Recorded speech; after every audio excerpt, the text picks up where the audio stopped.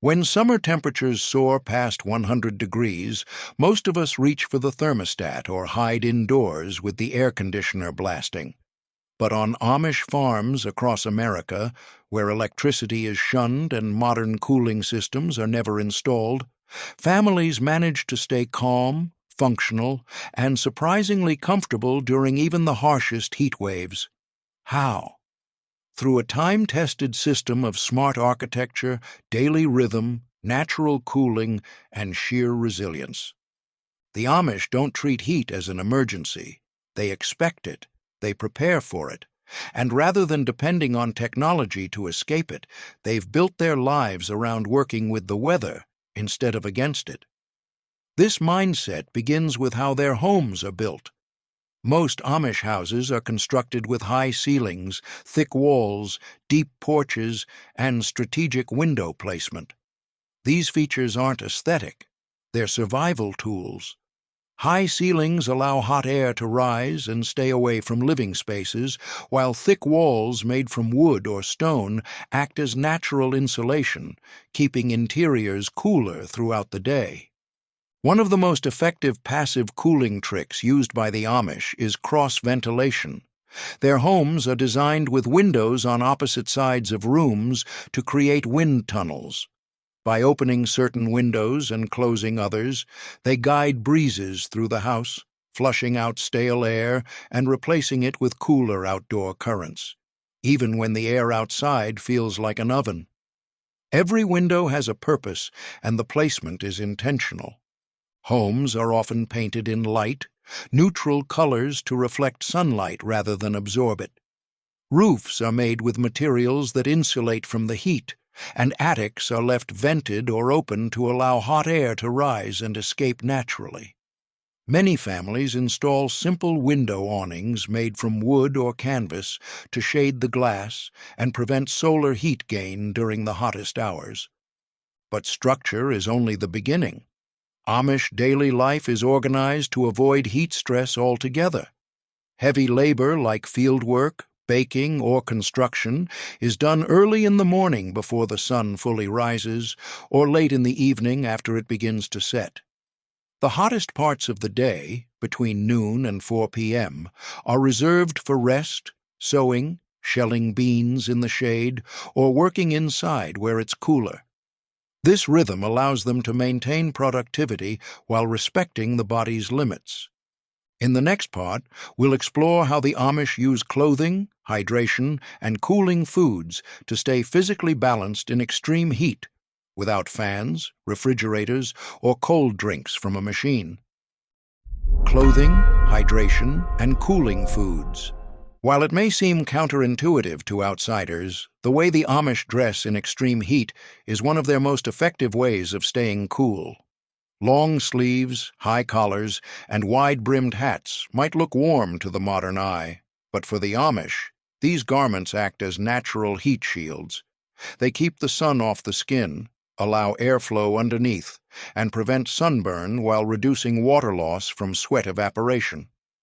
Amish clothing is made from natural fibers like cotton and linen, which breathe better than synthetic materials. Loose-fitting dresses and shirts allow for air circulation, while dark clothing is avoided during summer months in favor of lighter hues that reflect sunlight. Head coverings, straw hats, and bonnets are worn not just for modesty or tradition. They're critical in protecting the head and face from direct heat exposure. Children are taught early on to stay shaded, covered, and hydrated during summer chores. And speaking of hydration, the Amish drink water constantly, but not from electric coolers or refrigerators. Water is drawn fresh from wells, stored in large ceramic crocks, and often cooled underground in basements or spring houses. Watermelon, when available, is served often, not just because it's sweet, but because it's hydrating and loaded with electrolytes. Cold soups made from buttermilk and vegetables are also popular, especially when paired with homemade bread. Dairy plays a unique role in summer hydration, too. Fresh buttermilk, milk, and curds are served slightly chilled, often stored in a cellar or shaded room to keep them from spoiling. natural insulation, nighttime tricks, and window wisdom. Amish homes are built not just to endure summer heat, but to actively resist it using natural design principles that require no electricity at all. Much of this begins with natural insulation, the kind that doesn't come in rolls of fiberglass or sprayed foam. Instead, the Amish use layered wooden siding, thick plaster walls, and sometimes even straw or wool batting packed between inner and outer walls in older homes. These materials regulate indoor temperature by slowing down the heat transfer from outside to in. Windows are the secret weapon in these homes. As mentioned earlier, Amish houses are designed to maximize cross-ventilation, but they also use simple but effective shading techniques to reduce solar heat gain. Heavy curtains, thick blinds, and homemade fabric panels are drawn during the day, especially on the sun-facing side of the house, to block light and trap cool air inside. One of the cleverest tricks used by the Amish is to trap cool air at night. As the sun sets and temperatures drop, windows and doors are opened wide. Cool night air is invited into the home, circulating through every room. Once the early morning begins to heat up, everything is shut again, windows closed, curtains drawn, sealing that coolness inside for much of the day. This natural cooling cycle mimics the effect of an air conditioner without ever burning a watt of power. Basements are also used to their full advantage. In many Amish homes, the basement is the coolest room of the house. During heat waves, some families move cooking, laundry, or even sleeping arrangements down to the basement level. If the basement is large enough, children will play and rest there during the hottest hours, avoiding sunstroke entirely. When possible, Amish homes are surrounded by trees and shrubbery that provide natural shade, particularly on the west side where the afternoon sun strikes hardest. These trees not only offer cooler outdoor spaces to work and rest, they also reduce the overall temperature of the house by shielding the roof and walls from direct exposure. Hard work in high heat, rhythm, rest, and resilience. The Amish day begins early, often before sunrise.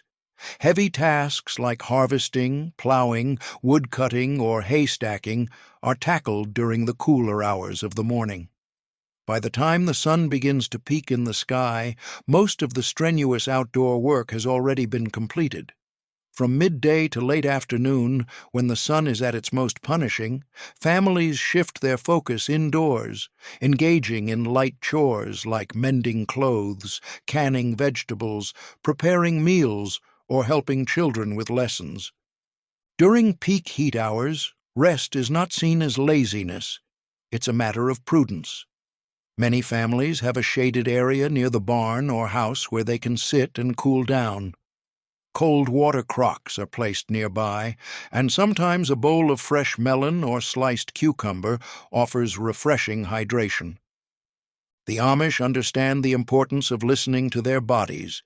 If someone begins to feel dizzy or flushed, work stops. Water is taken.